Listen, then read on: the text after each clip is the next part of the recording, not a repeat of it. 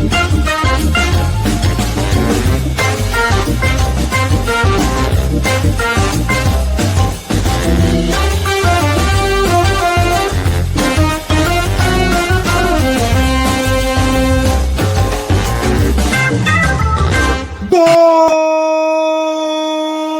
dia, UX!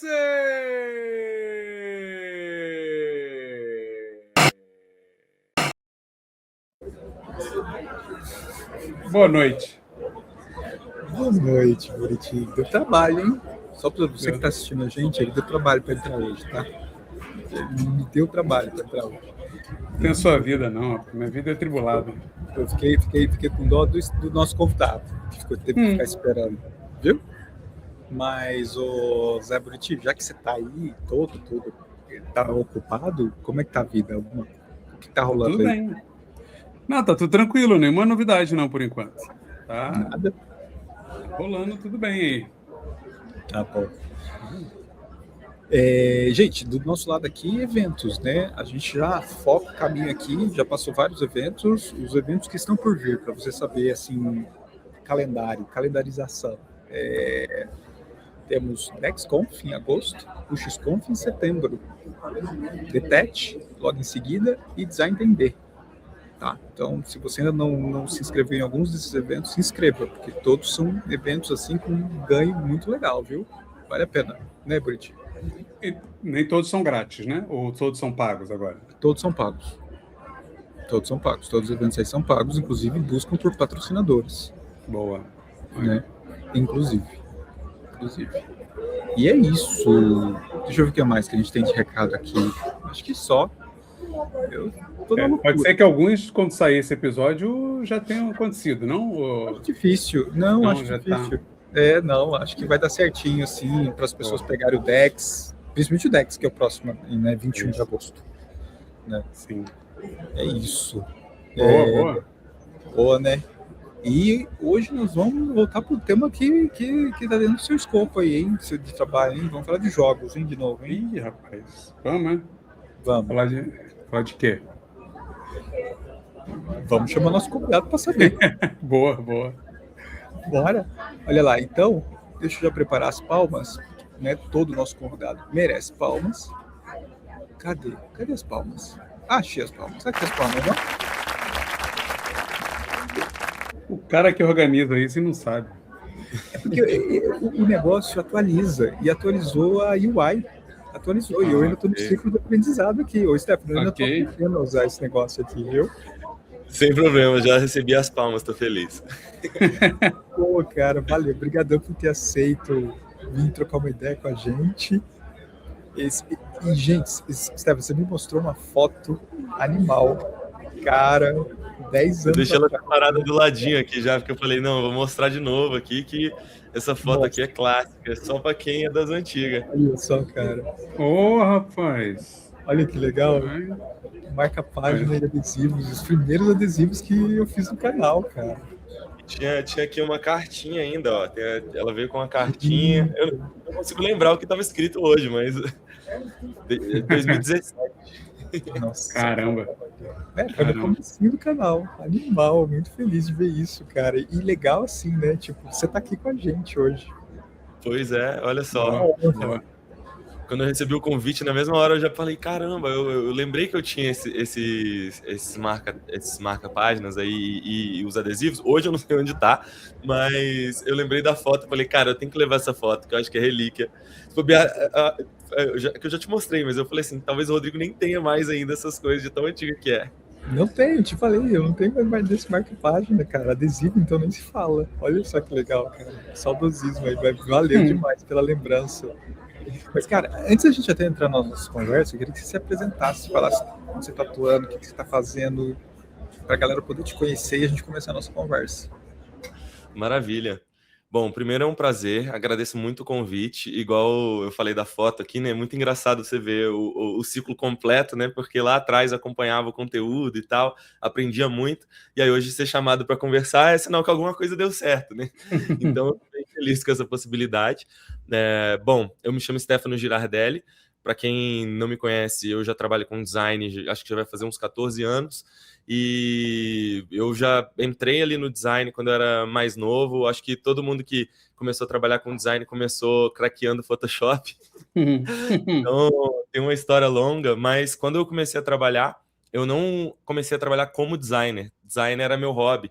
Então, eu fazia a parte, comecei trabalhando como desenvolvedor, e isso vai mudar tudo que eu tenho para dizer sobre a minha carreira, porque foi uma parte fundamental para o meu background de hoje, né? Que meio que definiu meu estilo de trabalho e tal. Então, eu comecei como desenvolvedor.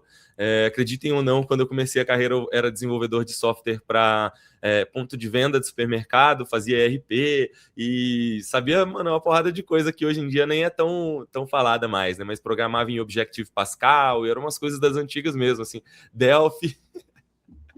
Só quem é antigo conhece essa. Nem eu deveria conhecer, né? Eu sou relativamente novo. Mas Você foi precoce aí. exato, exato. Deveria estar jogando videogame, mas no fim acabou dando certo. Aí eu fui para a área de desenvolvimento e como eu já estudava essas coisas à parte, eu acabei me vendo gastando muito tempo no front-end ali, né? Nem era definido por front-end na época, porque era desenvolvimento de software para computador mesmo, não tinha essa denominação, ela veio depois com o web, mas eu comecei a focar muito em trabalhar com interface. E aí eu percebi que tinha um carinho a mais ali por essa área. Então, eu aos poucos fui migrando e vi essa possibilidade. Então, comecei trabalhando com design aquele período bem antigo, assim, que você olhava, putz, é um grupo de coisas, né? Várias coisas que o designer faz. Uma delas é design web. E aí tinha a parte do design web, já usei Dreamweaver, muitas coisas das antigas ali que hoje em dia nem fazem parte do meu workflow, mas eu comecei a trabalhar nessa área e vi essa possibilidade de migrar para app, que na época era algo que estava muito importante assim na bolha de UX, de UI, e comecei a trabalhar com app, e isso me deu a chance de trabalhar em muitos produtos diferentes. Eu acho que todo mundo já está cansado de saber, principalmente quem é da área, que quando você trabalha com design, você tem a oportunidade de trabalhar em muitos temas diferentes. Então, eu trabalhei com aplicativos para cadastro ambiental rural, para o governo, trabalhei para aplicativos de fintech, para muitos temas diferentes, até que no meio desse processo eu tive a chance de fazer um freela para jogo. Na época era tipo assim, um jogo bem bobinho, web e tal, e isso começou a me dar um pouco de experiência. E a primeira empresa que eu trabalhei assim oficialmente para videogame foi a Wildlife, que é de São Paulo, que é meio que uma porta de entrada para muita gente que vem para games, né? Porque eu acho que eles são o mix perfeito de produto e jogos. Eles trabalham com produtos que é bem live service, é focado em live ops, então free to play total. Então assim, todo mundo que quer migrar para jogos enxerga uma oportunidade ali justamente por essa similaridade que tem com o produto, na forma de gerenciar o jogo mesmo. Mas aí entrei na Wildlife, fiquei uns bons anos lá e comecei a fazer freelance para PC, console, VR e algumas outras coisas que estavam fora do grupo de mobile, e isso foi me dando mais espaço, né? E eu acho que no período que rolou a pandemia ali, que eu acho que a gente estava até conversando mais cedo, mas no período que rolou a pandemia, isso facilitou a possibilidade de você pegar trabalhos distantes. Então, eu consegui fazer projetos que nunca conseguiria ter feito se eu tivesse a restrição de trabalhar presencial. Então, isso meio que abriu minha carreira para caramba, assim, porque eu estava trabalhando com uma questão que era a restrição geográfica, e isso depois não era mais uma questão. Então, eu comecei a trabalhar para vários estúdios da Europa, estúdios da Ásia, estúdios dos Estados Unidos, e isso abriu muito esse leque de opções. E nos últimos anos, acho que já deve fazer uns 5 anos que eu já trabalho com PC e console e outros devices que não só mobile. Mobile, tem um tempo que eu não trabalho focado, mas assim, hoje o foco está mais em PC e console. E aí, quando eu fiz essa migração assim, há uns 5 anos atrás, foi um momento em que eu já tinha contato com Unity, e aí eu migrei para PC e console, e eu comecei a ter contato com Unreal Engine, que eu acho que foi o que hoje define muito bem o meu momento de carreira, porque eu implementava as minhas coisas na Unity, e não era muito fácil você achar designers que implementavam o trabalho deles, assim, e aí isso me deu uma oportunidade de começar a fazer isso na Unreal, o que era difícil. Hoje em dia tem mais designers fazendo isso, E aí eu comecei a fazer as coisas para Unreal e isso começou a chamar atenção para o meu trabalho, justamente por essa capacidade de fazer, acho que até uma expressão em inglês que a galera fala muito, que é tipo fazer o trabalho de end-to-end, né? Que você começa no rascunho ali e entrega a feature implementada na engine funcionando num nível que pode ser lançado, né? Então, isso ajudou muito no meu processo de definição de carreira, que eu tinha muita dificuldade de falar o que eu era, assim. Hoje em dia, eu me denomino como um designer generalista, que eu acho que para game dev, no cenário de jogos, você tem alguns nomes que você não tem em produto, então isso me ajudou a definir o que eu sou, assim. Então, foi muito interessante esse processo, que veio por causa do background de desenvolvimento lá de trás. Então, assim, isso me ajudou muito. Hoje em dia, já passei por vários estúdios, muitos projetos de jogos. Acho que, infelizmente, comparado com o mercado de produtos, você não pode falar sobre muitos projetos, porque muita coisa é cancelada, muita coisa é congelada. Então, tem um NDA muito grande, assim, muito sensível.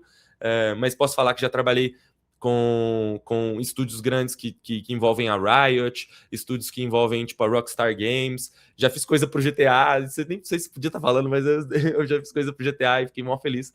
Enfim, trabalhei com muitos outros estúdios. Você não falou para qual, então não tem problema. Perfeito, verdade. Não falou para qual GTA, então não tem problema. Justo. Fica aí no ar a dúvida. Então, trabalhei com muitos projetos assim de estilos diferentes. Eu acho que o que mais me encanta de trabalhar com jogos é que, por mais que você seja um sênior super experiente, você pode ser especialista, às vezes você não encaixa naquele projeto justamente porque seu estilo de execução e seu craft ele é muito diferente do que o jogo está precisando. Então, às vezes você faz, tipo, trocando em miúdos, né? Se você é um designer do Battlefield, você dificilmente vai trabalhar no Persona, porque a linguagem é muito distante e em jogos isso é muito importante, assim, chega a ser restritivo. Então, aquela questão que era tipo, putz, eu vou escolher qual disciplina eu vou me especializar, ela abre mais uma questão que é tipo assim, qual que é o estilo que eu vou me especializar. Obviamente, quando você está entrando no mercado, né, você vai abraçando um pouco de tudo e tal, você resolve tudo que aparecer no seu carrinho, mas chega uma hora que você quer definir um estilo. E aí, quando você vai definindo esse estilo, isso direciona os projetos que você vai receber a oportunidade. Então, assim, hoje em dia, eu tô freelando, né? Tô 100% do meu tempo fazendo freelance. E é uma questão que ajuda muito a pegar projetos específicos. Então, quando você está fazendo freelance 100%, a chance de você cair nos projetos malucos é muito grande, mas você vai dificilmente pegar um projeto do início ao fim. Então, assim, eu acho que no cenário atual do mercado de games, ser freelance diria que é uma posição de segurança ali, porque o mercado está meio conturbado, assim, a gente pode falar um pouquinho melhor sobre isso depois, mas assim, hoje em dia estou 100% freelance e tem uma coisa que eu fundei no ano passado, que é um programa, ele é um programa de mentoria para designers que querem aprender a implementar na Unreal Engine. Eu posso falar o nome? Não sei se tá... Pode, claro. Se chama Beyond the HUD. Se pesquisar, se digitar bthud.com, já acessa o site. Mas é um programa de mentoria, a comunidade está bem grande, está crescendo, tem muita gente interessada no assunto, que foi justamente esse ponto que eu falei que eu percebi que era uma diferença, que muita gente não estuda, assim, e chega uma hora que as empresas começam a pedir e não tem ninguém ensinando, e aí você fala, cara, mas e aí? Tipo, todo mundo tá pedindo, mas em que momento que a gente aprendeu isso, né? Então... Esse é um ponto interessante, mano, porque eu tenho falado, eu convidei algumas pessoas para vir falar aqui e a gente tem conversado sobre isso, que é, primeiro, que dentro desse mercado eu percebi esse comportamento que a gente fala muito da especialização, aqui se exige muito que você faça toda a camada ali do que o UI vai ser no jogo, né? E passa por ela fazer o que a gente chama de front-end num produto digital na Unreal, ou na Unity, ou por aí vai. E, de fato, eu estou liderando uma equipe e eu tive muita dificuldade em achar treinamentos focar. Existem muitos treinamentos para Unreal, mas aí é desenvolvimento, né? 3D, o cacete A4, mas específico para UI Programming, UI Front-End ali dentro, não tem muita coisa, não. É complicado mesmo. E também você não consegue ver tanta gente dizendo que consegue fazer. É complexo. E eu acho que em estúdios menores, para freela deve ser foda, porque você acaba tendo que pegar várias coisas diferentes, isso é muito bom, né? Mas tem muito estúdio pequeno que você acaba sendo esse homem que você faz tudo mesmo, né? Sim. Eu acho que o que eu mais noto nesse processo é que, assim, se você for para um estúdio maior, a tendência do trabalho ser granular é maior. Então, assim, você vai pegar um pedacinho de uma coisa e tal, e vai contribuir. Tem estúdios que, às vezes, nem são tão grandes, mas tem um time de UI que é, tipo, de 20 pessoas, assim, cuidando do jogo. Agora, quando você vai para o estúdio menor, que é indie, que eu acho que é o que fez a diferença para mim, é que você entra num time indie e, às vezes, você vai ser o único UI UX do time, e aí a galera espera que você, tipo assim, resolva tudo que tem em relação àquela disciplina. E aí você, tipo, faz desde da pesquisa, você vai entender, fazer toda a jornada ali, e aí você definiu todos os wireframes, você vai fazer o craft do visual, definir os pilares do visual e tal. Chegou num ponto em que tá interessante, a galera fica tipo assim, pô, e agora como que isso vai para indie, né? Tipo assim, você dá conta de fazer? E no estúdio indie, normalmente, não existe uma cobrança tão grande por essas especialidades. A galera vai se ajustando ali, né? Exato. É um organismo vivo que o time vai aprendendo simultaneamente, aí tipo, putz, eu sei um pouco mais disso aqui, então deixa que eu faço e tal. E eu acho que isso vai te dando uma esticada, assim. Tem gente que não gosta de trabalhar em estúdio indie por causa dessa abrangência do escopo, mas eu particularmente gosto muito porque tira aquela sensação de muitas camadas que empresas muito grandes têm. Então é meio que tipo, vamos todo mundo. Eu não sei se... Você não sabe. Eu ia falar com ele que eu não sei se acontece com ele, mas, por exemplo, aqui na equipe tem designers que gostam muito da parte da interação, ou seja, da animação, né, do motion ali, da coisa. Sem ter o conhecimento da engine ali, você fica meio que em mãos atadas, entendeu? Você precisa conhecer para botar aquilo em prática e entregar com a excelência que você acredita que deveria ser, né? Mas eu vejo também um gap que talvez seja por isso que ele falou que foi importante ter começado como desenvolvedor, que eu vejo na galera que monta aqui que falta um pouco o pensamento de desenvolvimento na hora de construir na Unreal e tal, que é ter a noção da construção lógica que um desenvolvedor tem. Porque eu vejo muita reclamação do time de desenvolvimento por causa disso. Porque montaram desse jeito e não é o certo. Não sei se tem bem o certo, tá? Mas no final é que falta o mesmo modelo mental do desenvolvedor. Eu ia falar disso. Antes até de eu falar, Stefano, ó, tá aqui, o BT HUD tá aqui, ó. Esse é um QR Code, só acessar, galera, para falar com o Stefano. E você falou, por exemplo, do Unity 3D. Né? Na época que eu trabalhei na Samsung, a gente desenvolvia jogos para crianças. A gente começou dessa forma, e era muito apartado, assim, o design fazia asset, desenvolvedores pegavam aquilo, jogavam no Unity 3D e entregavam. E a gente via muita falha na própria animação do personagem, movimento e tudo mais. E a gente falou, cara, vamos ter que começar a estudar essa porra aqui, vamos começar a entender como é que funciona o Unity. Começamos a estudar, tal. E aí aconteceu exatamente o que o Brit está falando.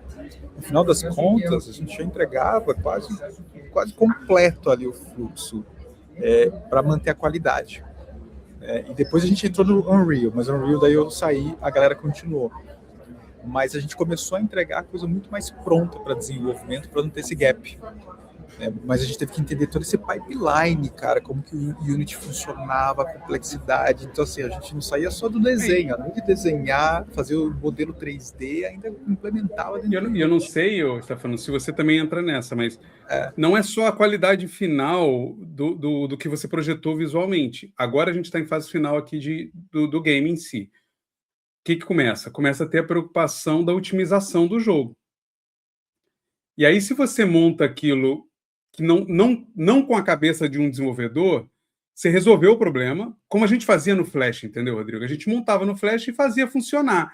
Era o melhor código? Era a melhor performance daquilo? Puta, eu duvido, mas funcionava.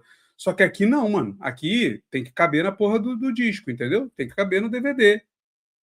E, além disso, tem que rodar em 60 frames por segundo, porque se não rodar, a comunidade vai xingar essa merda inteira lá e não vai dar certo. E isso volta pra gente aqui, ó, galera, vocês salvaram a fonte e tal. Nesse nível chegou, sabe? Pô, dá uma conferida aqui se não dá para otimizar mais essa fonte. Nesse nível, ou seja, imagina a montagem em si, né? Você também acaba enfrentando isso, nos diferentes níveis de trabalho que você pega?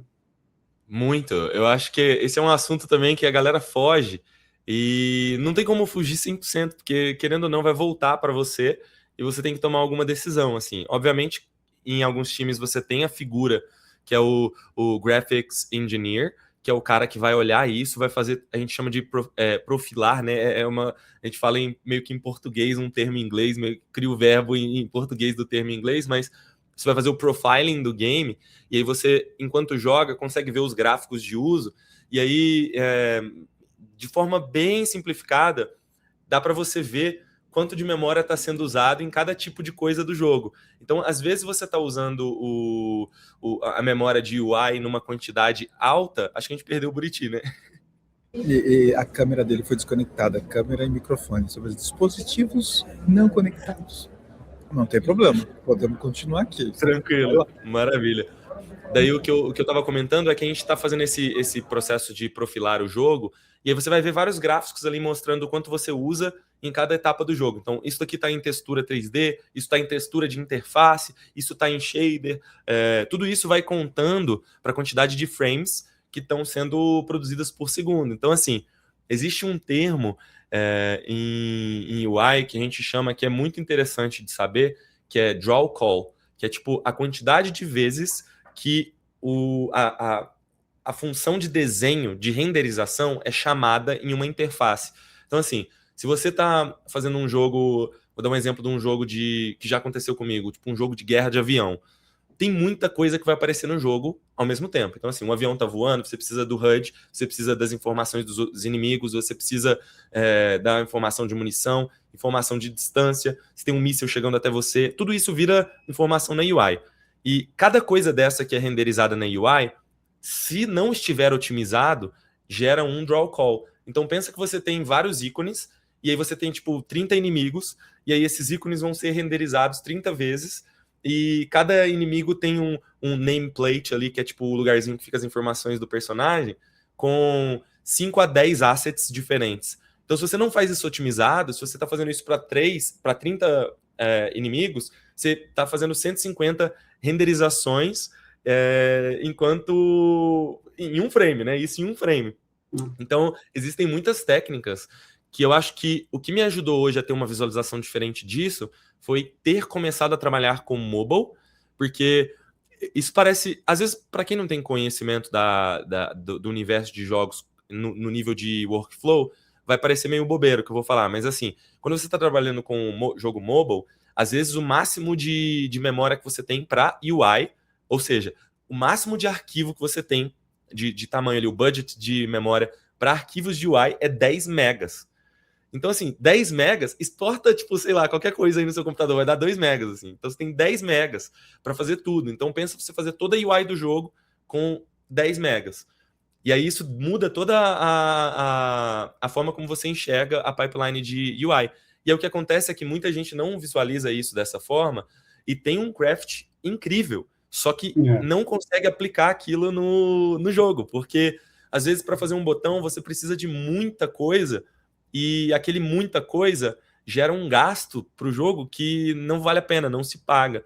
Então, existe esse gap aí no meio, que eu acho que é justamente o ponto que, hoje em dia, com IA, a gente consegue reduzir um pouco essa barreira de entrada, porque a IA acaba simplificando, né? Você não precisa sair perguntando para todas as pessoas e tal, você tira uma dúvida ali com um agente específico, e isso te ajuda a entender como funciona. Mas são muitas coisas que, no passado, você tinha que ler livro da Unity, ler livro da Unreal, estudar sobre material. Tem um livro famoso da Unity que eu li na época, que era tipo Shader Bible, que é tipo um livro que foi feito por um tech art, que é tipo muito da hora, é um livro excelente, mas é super técnico e feito de devs para devs, assim. Então, funções matemáticas e tal, por que você deve fazer isso, não aquilo, como isso afeta a memória.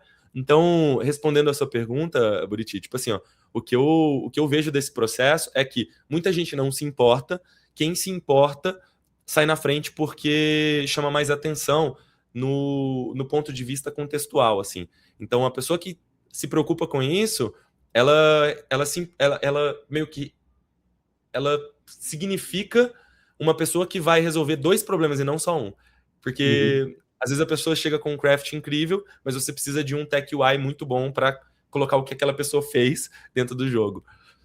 Então é um desafio gigantesco. E é interessante porque, assim, eu acho que eu falei isso aqui com algumas pessoas que nos convidou, eu falei com o Lemos, que às vezes eu sinto o ambiente ali do negócio muito parecido com o de agência, porque é muito fragmentado e muito hierarquizado, né, compartimentalizado, ou seja, a área de tech art, a área de não sei o que lá, a área de não sei o que lá, né, tudo numa esteirinha. Mas acho que um dos maiores crimes em jogos que eu tenho visto nesses quase 2 anos aqui trabalhando é a pessoa achar que só tem que fazer a parte dela, tá ligado? Porque se você só fizer a sua parte, ok, vai ficar com a UI linda, ok, vai ficar com uma arte, um environment lindo e não sei o que lá, mas no todo não funciona. O todo não funciona, mano. Porque pro jogador, se eu abrir o negócio ali e ele travou o jogo, se o jogo tá lento, mano, eu caguei se tá bonito, entendeu? Eu caguei se... Da mesma forma que se ele estiver lindo, mas eu não conseguir entender o que está acontecendo, não conseguir fazer as coisas, não conseguir as informações que eu quero, eu também vou ficar puto. Ou seja, precisa ter essa percepção que você falou muito clara do, eu vou desenhar alguma coisa, mas que ela é factível, que ela é interessante, mas que ela seja com uma boa eficiência para o jogo, né? Não adianta só desenhar algo incrível, né? Gosto de uma interação muito específica. Tá, mas qual o valor dela no todo, né, do jogo, né? Acho que esse é o ponto, assim. Muito, muito interessante, cara, assim. Aí falando um pouco disso, dessa mudança, porque provavelmente é desafiador, foi desafiador, né? Sair de apps ali, de mobile, para depois console, né? Eu vim direto para console e é um universo muito complexo, assim, é uma coisa muito complexa mesmo, assim. Mas como é que foi, do ponto de vista de UI, assim? Qual a diferença que você sente que um designer que faz UI precisa acordar para poder fazer UI para games, tá ligado? Qual a diferença real do que você está fazendo como UI designer ali em produto para... Porque game também é um produto, né? Mas tem outras variáveis aqui dentro desse... Né? Eu acho que essa pergunta é super interessante. Vou fazer só um adendo de uma coisa que você comentou antes de responder ela, que você falou das fontes do jogo. Tem uma coisa muito interessante quando você fala de fonte, né? Que, tipo assim, tem uma fonte, aí, nossa, como que a gente vai otimizar isso? Que é, às vezes as pessoas não têm essa noção, que é quando você vai colocar uma fonte dentro do jogo, a fonte não necessariamente vai para o jogo como um arquivo de fonte, TTF ou OTF, ali, do jeito que a gente está acostumado. Ela vai gerar um arquivo que é uma textura que a gente chama de Atlas, que é tipo um sprite sheet, que vai ter todos os caracteres da fonte. Então, assim, pensa que você tem 6 fontes no jogo.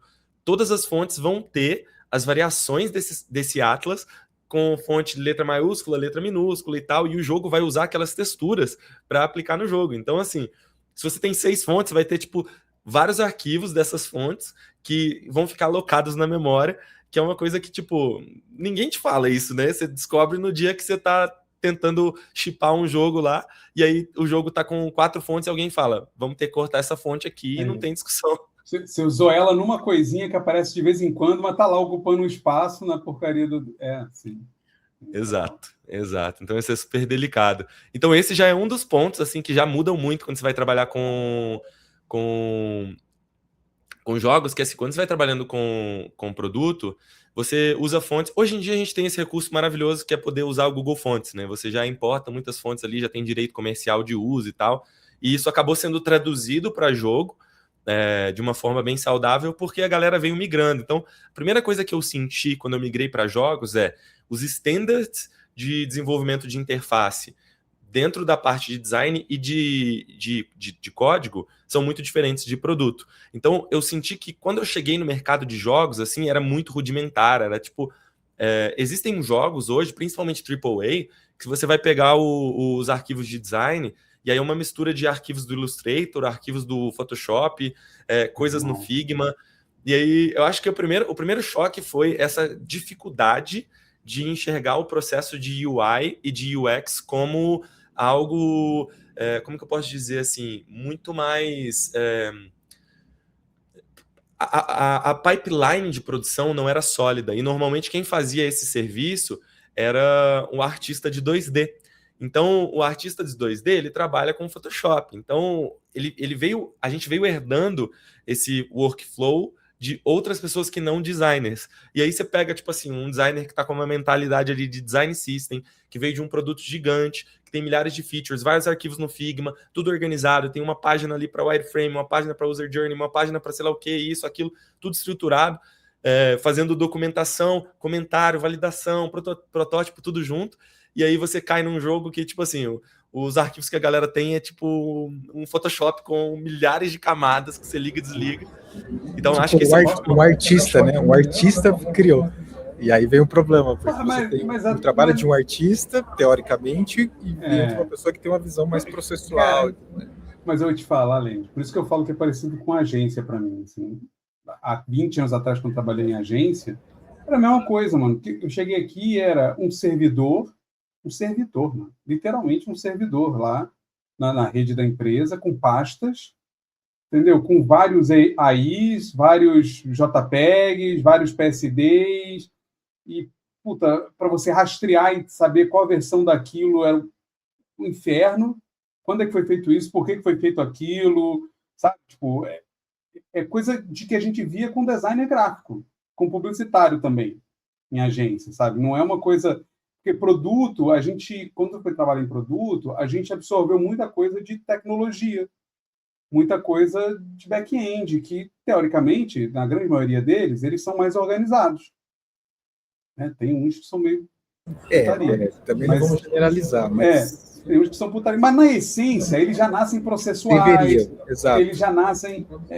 ainda que seja para fazer um upload de um arquivo, o negócio tem um processo mais estruturado, entendeu? O cara que usa um GitHub, ele já está organizado, mesmo que ele não saiba. Isso já está organizado, mesmo que ele não saiba, entendeu? E eu também senti um pouco isso, mano. Assim, é uma... Mas também tem um pouquinho da aura de artista, tá? Todo mundo enxerga o jogo. Todo mundo... E é uma discussão que deveria ser outra podcast, inclusive, porque, assim, eu acho que tem o papel de arte do jogo, sem dúvida. Mas, cara, tem jogos... Eu estava conversando com um game designer comigo, assim, tem jogo aqui que foi literalmente uma ideia que veio dos contadores da empresa, entendeu? Os caras viram o Excel lá, olharam os números e falaram assim... Não é nenhum problema. Né? Esse tipo de jogo dá muito dinheiro, vamos fazer isso aqui. E aí, pum, resolveram fazer, entendeu?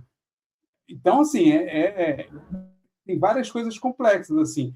Mas é interessante ouvir isso de você, assim, porque os estándares são diferentes. Eu também senti isso, voltando atrás, assim. Caraca, mano, a galera não sabe o básico de construir realmente interface, né? Tipo, como é que faz isso, assim? E como freela, deve ser muito mais desafiador, porque você não está dentro do contexto da empresa. Como é que é? Você recebe as merdas e você tem que descobrir como é que aquilo tá? Como freela é muito engraçado, porque você pode entrar em qualquer parte do projeto. Já teve momentos que eu entrei no início do projeto, em que a galera me contratou e nem sabia exatamente o que queria, e você tem que fazer uma matemática mental ali para conseguir entender, e eu acho que essa é parte do nosso trabalho também, né? Conseguir traduzir o caos ali para a gente entender qual que é a direção que a gente quer ir. Então, assim, eu acho que um designer que faz um bom trabalho hoje, ele consegue pegar o mínimo de informação e pelo menos desdobrar isso para que as pessoas consigam entender se é aquilo que elas querem. Então, isso acontece muito. E acontece também de você cair num projeto em que já tá, tipo, tudo rolando, você só precisa resolver uma parada. E aí, quando você cai nesse cenário, é muito importante setar as expectativas, assim, porque já rolou de eu entrar num projeto para salvar num momento em que o projeto estava prestes a ser lançado e precisava de alguém para resolver telas que não tinham sido feitas. E eu falei, putz, e agora, né? Tipo, o que vocês têm aí para eu entender? Porque não dá para eu chegar e fazer uma tela do zero sem entender o que já tem do jogo. O jogo está no 90% aqui. Não tem como eu adivinhar. Eu nem posso inventar nada, né, mano? Inventar o que aqui? Exato, é um risco muito grande, assim. Então, quando isso acontece, eu tento capturar o máximo de arquivos que eu tenho acesso e normalmente isso acontece quando você tem pouco tempo. Então, assim, tá apertado, precisamos fazer isso e tal. E rolou isso um tempo atrás com um estúdio, e o que eu fiz foi, falei, olha, eu tenho isso daqui de informação, qualquer informação que você tiver extra, você me manda, porque isso não é suficiente. Então, é quase 100% de certeza que a minha primeira versão vai estar completamente fora do que a gente precisa. Mas quanto mais rápido eu fazer essa primeira versão, mais perto de acertar a gente vai estar. Porque assim, se eu ficar tentando extrair coisas que às vezes não existem, tipo, você vai ficar perdendo muito tempo. E às vezes isso rola também, e você, não como freela, mas você vai entrar em um estúdio e isso é muito comum. Estúdios hoje principalmente de jogos indie, UI e UX não é uma posição que é obrigatória, assim. É completamente lançável um jogo sem o trabalho de alguém que faz UI. A gente vê um exemplo recente que cara, todo dia, eu acho que o mal da pessoa que trabalha com jogos é todo dia acordar pensando no jogo indie que ela poderia ter feito para faturar milhões e ela não fez, que foi o caso do Mecha Chameleon, que lançou agora, bateu 10 milhões, não sei se vocês estão familiarizados, mas é um jogo de pique-esconde lá que você se pinta e tal, e você esconde no mapa. E aí esse jogo vendeu 10 milhões de cópias e foi feito por 2 desenvolvedores em menos de 2 meses. E 10 milhões de cópias é R$25, aí dá para fazer as contas e aposentou. Então, assim, e aí tem a outra parte, que é esse lance que acontece muito em jogos, que eles lançaram a UI do jeito que eles achavam que deveriam ter sido lançada. E aí, a gente que tem esse olhar crítico para design, a gente abre o jogo e fala, cara, isso daqui é tipo assim, é um crime, o jeito que isso foi lançado.